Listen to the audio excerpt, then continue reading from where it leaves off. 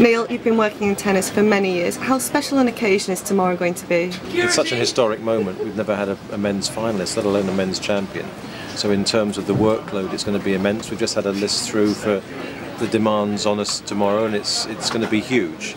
I don't think we'll have seen anything like it in journalistic terms.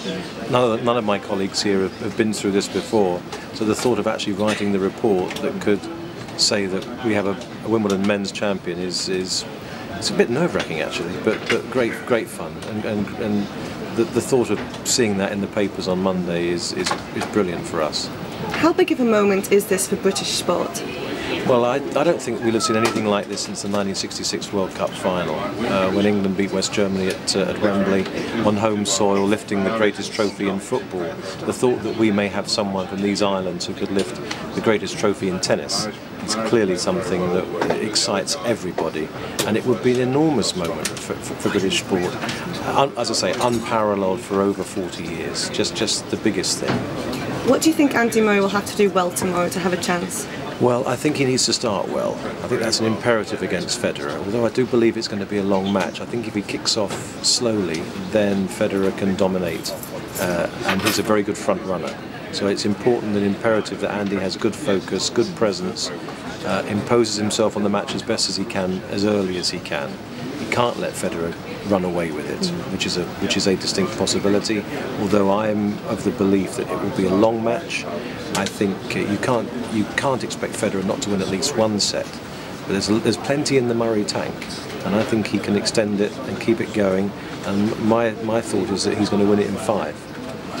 What role has Ivan Lendl played in helping Murray reach his first Wimbledon final? I think he's been immense. I just think his presence there on the court, the Murray knows that if he's going to he's going to win this title, he needs to keep self-control. And Lendl's sitting there, impassively, stoically, just letting him know with the odd hand signal here or there how pleased he is with the progress, not getting too carried away. As Murray said after the semi-final, look, I'm not there yet. I've won 6, but I want to win 7. There's no point in celebrating.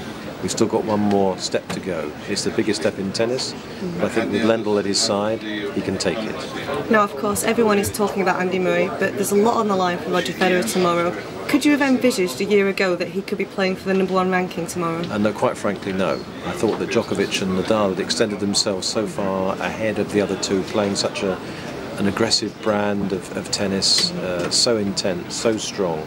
But you have to tip your hat to Federer that he's been able to come back at them again at 30 years of age, play the levels of tennis he's reached, and in another Wimbledon final. It's a remarkable period. Just walking down the stairs here today, looking at the picture in the press room of him winning this title in 2003 with his white bandana and his stubble. Takes us all back, and that was the year, of course, he won his first Wimbledon, having beaten Pete Sampras here previously in the 4th round of 2001. It does bring back great memories. He had to take that first step, and now it's Andy Murray's chance. And considering the depth in men's tennis right now, do you think if Federer were to win tomorrow, this could arguably be the biggest achievement of his career? I think it quite possibly is. To overtake again Nadal and Djokovic, with all that he's had to go through. He's got a bit of a dodgy back, but he's still playing beautiful tennis. I thought his performance against Djokovic was absolutely exquisite, especially on the backhand. He was coming over his backhand so well. Yes, I think it would be the biggest thing that Roger had done to regain the #1 status, to win this championship for a 7th time, equaling Pete Sampras' record.